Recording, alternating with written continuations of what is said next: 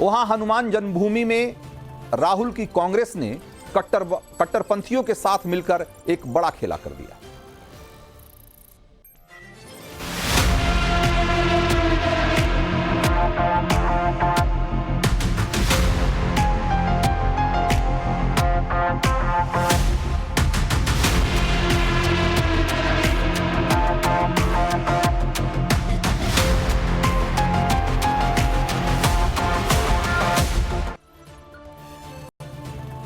तो इस स्टोरी की शुरुआत कुछ सवालों से है। सवाल ये कि इंडी गठबंधन को अगर सत्ता मिली तो क्या वो अयोध्या के राम पथ से राम के सारे निशान मिटा देंगे? क्या राहुल अखिलेश का अलायंस यूपी में पावर में आ गया तो बनारस की सड़कों से भगवान शिव के सारे निशान मिटा देंगे? क्या जिहादी ताकतों के दबाव में आकर राहुल की कांग्रेस सार्वजनिक जगहों से हिंदुत्व के निशान मिटा देगी? और ये सवाल इसलिए, आपको लग रहा होगा कि ये हमारा दिमागी फितूर तो नहीं, कोई कपोल कल्पना है क्या? लेकिन ये ना तो हमारी कोई कपोल कल्पना है और ना ही हमारा एजेंडा है, बल्कि कांग्रेस की सत्ता वाले कर्नाटक में जो कुछ होता हुआ दिखाई दे रहा है, उसके बाद ये सवाल तो पूछना बनता ही है, ये पूछना ही पड़ेगा। मान्यताओं के मुताबिक कर्नाटक के कोप्पल जिले के गंगावती तालुका में अंजनाद्री पहाड़ी पर भगवान हनुमान का जन्म हुआ था और गंगावती में कर्नाटक की सरकारी agency Karnataka rural infrastructure development corporation ने कुछ दिन पहले ही विकास का काम रुकवाया था, काम शुरू करवाया था और वहां सनातन के धार्मिक प्रतीक जैसे भगवान राम का धनुष, हनुमान जी की गदा वगैरह वगैरह लैंप पोस्ट पर लगाए गए थे। उसकी हम आपको तस्वीरें भी दिखा रहे हैं।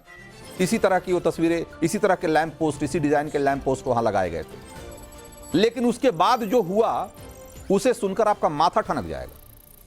मुस्लिमों की पॉलिटिक्स करने वाली एक कट्टर पार्टी एसडीपीआई यानी social democratic party of India, इस पार्टी के नेता ने गंगावती के सरकारी अधिकारियों की छाती पर जाकर ये लोग बैठ गए और अल्टीमेटम दे दिया कि हिंदू प्रतीक चिन्हों का लैंप पोस्ट जल्दी से जल्दी हट जाना चाहिए। कर्नाटक की कांग्रेस सरकार ने बिना देर किए मिनटों में ही एसडीपीआई नेताओं की मन की मुराद पूरी कर दी। वहां के अधिकारियों ने ऑर्डर जारी कर दिया कि हिंदू प्रतीक चिन्हों वाले लैंप पोस्ट हटाए जाएंगे और हटाने शुरू कर दिए गए।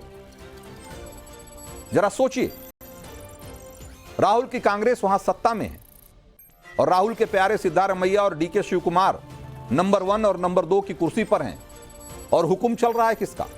एसडीपीआई के छुटभइये नेताओं का। और अभी एसडीपीआई का भी इतिहास बताऊंगा तो आपको समझ में आएगा कि क्या हो रहा है कर्नाटक में। गंगावती में, जो कि हमारे लिए एक बहुत ही धार्मिक सांस्कृतिक अहमियत वाली जगह है, वहां पर भारतीय संस्कृति के चिन्ह वाले कुछ लैंप पोस्ट लगाए गए, बो एंड एरो वाले, गदा वाले, तीर कमान वाले।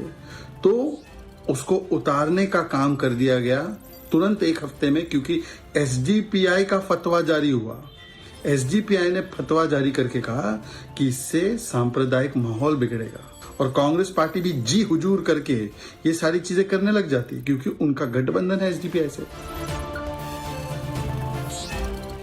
तो कर्नाटक में सेकुलर सियासत के नाम पर किस लेवल का तुष्टीकरण चल रहा है, उसका सबूत हनुमान जन्मभूमि से सामने आ चुका है।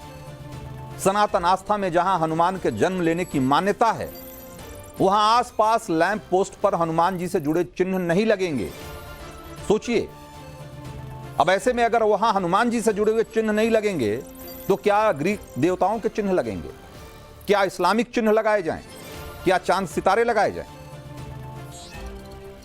लेकिन उन्हें लॉजिक से कोई मतलब नहीं, सनातन आस्था नहीं, हिंदुओं का भक्ति भाव नहीं, सिर्फ मुस्लिम वोट दिखाई दे रहा है उनको। इसीलिए लैंप पोस्ट तो हटाए ही जा रहे हैं।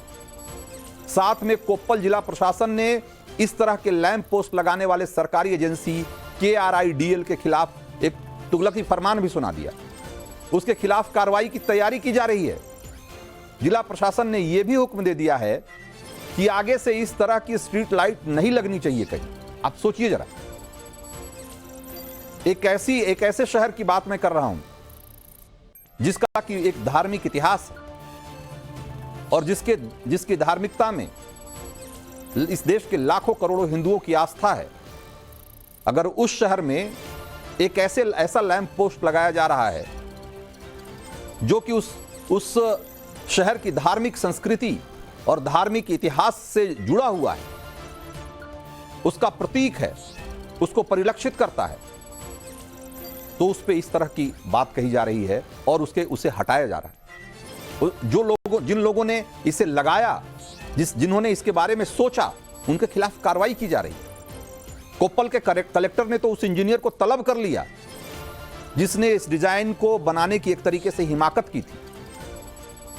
इतना सब कुछ हो गया और कांग्रेस पार्टी अभी भी खुलकर यह कह रही है कि जो हुआ अच्छा हुआ। अधिकारियों ने लैंप पोस्ट हटाकर संविधान बचा लिया। आप सोचिए, उनको लग रहा है कि अगर ये लैंप पोस्ट लगे रह जाते तो वहां का संविधान खतरे में पड़ जाता। एक बार सुनिए जरा। As far as the state is concerned, the governments are concerned, I think we should all avoid any religious symbol. When it comes to the taxpayers' money which is being spent, let it be done in a very secular manner. No religion, whether it's a Hindu religion or a Muslim religion or a Christian religion, those symbols need to be avoided by the state. तो SDPI ने जिला प्रशासन के सामने इन हिंदू प्रतीकों वाली lights को हटाने के पीछे जो वजह गिनाई थी, एक बार आपको वो भी सुनना चाहिए और जानना चाहिए कि क्या कहा एसडीपीआई ने। एसडीपीआई कह रही थी कि गंगावती सांप्रदायिक रूप से संवेदनशील इलाका है। ऐसे में स्ट्रीट लाइट्स पर हिंदू धर्म के प्रतीकों को लगाने से इलाके में हालात बिगड़ सकते हैं। आप सोचिए। और गंगावती और कोप्पल का जरा डेमोग्राफी जानिए। संवेदनशील का मतलब क्या है? वहां 65% आबादी हिंदुओं की है और 35% मुसलमानों की। यानी कि 35% मुसलमान होने का मतलब यह कि संवेदनशील हो गया। अब वहां हिंदुओं का कोई प्रतीक किसी सार्वजनिक जगह पर नहीं रह सकता। उससे माहौल बिगड़ जाएगा, उससे संवेदनशील इलाके में और तनाव बढ़ जाएगा। अब सोचिए, अब इसे एसडीपीआई की नसीहत समझी जाए या धमकी, यह फैसला आप इस घनघोर सांप्रदायिक पार्टी की हिस्ट्री जानकर भी कर लीजिए। एसडीपीआई कौन है?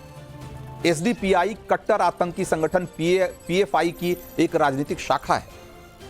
उसका पॉलिटिकल विंग है पीएफआई। और पीएफआई के बारे में आप में से बहुत सारे लोगों को पता होगा। पीएफआई के खिलाफ मुसलमानों को कट्टर बनाने और आतंकवादी संगठनों से रिश्ता रखने के सबूत हैं और इस आतंकी संगठन को बैन किया जा चुका है। इस देश में प्रतिबंधित है पीएफआई। सोचिए जरा, जिस एसडीपीआई के माई बाप कट्टरपंथी हैं, आतंकी हैं, जिहादी हैं, उस पार्टी के छुटभइये नेताओं के आगे कर्नाटक की पूरी सरकार नतमस्तक है। उस पार्टी के आगे राहुल की कांग्रेस घुटने टेक रही है, वो भी हनुमान जी की जन्मभूमि में। किस हद तक तुष्टीकरण हो रहा है कर्नाटक में, आप इसी से अंदाजा लगा लीजिए। अब मैं आपको बारी बारी से कुछ तस्वीरें दिखाना चाहता हूं और उसी से जुड़ा हुआ कुछ सवाल भी आपके सामने रखना चाहता हूं, और वो सवाल आपसे भी और राहुल गांधी से भी पूछना चाहता हूं। पहले जरा अयोध्या के सूर्य स्तंभ को देखिए और एक बार उन प्रतीक चिन्हों को जरा दिखाइए जो हिंदुस्तान के अलग अलग धार्मिक स्थलों पर लगे हुए हैं। ये अयोध्या का, आपने जो लोग अयोध्या गए होंगे या जिन्होंने अयोध्या की तस्वीरें देखी होंगी वो इस तस्वीर से वाकिफ होंगे। ये अयोध्या के राम पथ पर लगा हुआ सूर्य स्तंभ है। और सूर्य स्तंभ क्या है? ये सनातन प्रतीकों के तौर पर जब भव्य शुभारंभ हुआ तो वहां पर ये रघुवंशियों के आराध्य भगवान सूर्य का प्रतिनिधित्व करने वाले सूर्य स्तंभ लगाए गए। पूरी अयोध्या में इस तरीके से 40 सूर्य स्तंभ लगाए गए हैं और हर एक स्तंभ 30 फीट ऊंचा है और स्तंभ के ऊपर सूर्य के आकार की एक गोलाकार संरचना आपको दिखाई दे रही है। और इसमें एलईडी ऊपर लगाया हुआ है जो कि रात में जब जलता है तो एक तरीके से नारंगी रंग का दिखाई देता है और ठीक उसी तरीके से दिखता है जैसा कि सूर्योदय के समय सूर्य की जो जैसी लालिमा होती है उस तरह का दिखाई देता है। तो यह स्तंभ अयोध्या के धार्मिक महत्व को तो दर्शाता ही है, इस शहर को एक आधुनिक के साथ साथ धार्मिक स्वरूप भी देता है। अब सवाल यह है कि अगर राहुल गांधी या उनकी सरकार, राहुल गांधी या उनके सहयोगी की सरकार, उनके गठबंधन की सरकार अगर सत्ता में आई तो अयोध्या के राम पथ पर बने इन सूर्य स्तंभों को क्या हटा देंगे? अगर कोप्पल वाला लॉजिक ही देखें तो इस पर भी जय श्री राम लिखा हुआ है, जरा दिखाइए, इस पर भी जय श्री राम लिखा हुआ है और प्रतीक के तौर पे सूर्य देवता हैं। तो कोप्पल वाले लॉजिक से तो यह भी सवाल उठ रहा है कि अगर यूपी में इंडी गठबंधन की सत्ता आई और किसी मुस्लिम संगठन ने वही दलील दी जो उसने कोप्पल में दी है एसडीपीआई ने, तो क्या इंडी की सरकार सनातन के प्रतीक वाले इन स्तंभों को उखाड़ फेंकेगी? उसी तरीके से जरा दूसरी तस्वीरें दिखाइए। अयोध्या में इस तरह की एक नहीं कई तस्वीरें हैं। अब आप देखिए, ये भगवान सूर्य की 7 घोड़ों पर सवार भगवान सूर्य का रथ, ये वहां के मुख्य द्वार जो है वो उस पर ये तस्वीर लगाई हुई है। और जब इसे आप थोड़ा पूरा देखेंगे तो ये धनुष द्वार है जिसमें भगवान राम के धनुष को एक तरीके से दर्शाया गया है। तो मैं कहना चाहता हूं कि क्या ये सवाल तो उठता ही है ना कि क्या अगर कांग्रेस की सरकार आई, उनके सहयोगियों की सरकार आई, तो क्या इस धनुष द्वार को भी उखाड़ फेंकेंगे? क्योंकि इस पर भी सनातन के प्रतीक हैं और बहुत मुमकिन है कि कहने वाले कहने आ जाएं कि इससे उनकी आस्था, उनकी उससे उनको चोट पहुंच रही है। राहुल गांधी की कांग्रेस को अयोध्या से आगे जाकर बनारस में जाके देखना चाहिए और वहां के सनातन जो घाट हैं, वहां पर सनातन प्रतीकों की एक लंबी कतार है। अब आप देखिए, ये नमो घाट है बनारस का, ये भी पब्लिक प्लेस है और यहां भी हिंदू धर्म के प्रतीकों से जुड़े हुए बहुत सारे निर्माण हैं। अब सवाल यह है कि क्या राहुल गांधी जब सत्ता में आएंगे, राहुल गांधी के सहयोगी जब सत्ता में आएंगे, तो क्या इन सारे प्रतीकों को उखाड़ फेंकेंगे? ये बहुत बड़ा सवाल है, क्योंकि जिस तरीके से कोप्पल में जिस तरह की घटना हुई है, हालांकि बहुत शोर होने के बाद यह आदेश वापस ले लिया गया है, लेकिन कांग्रेस के लोग जिस तरह की दलील दे रहे हैं उससे यह सवाल बहुत बड़ा हो गया है। तो देश का मूड मीटर में आज इतना ही।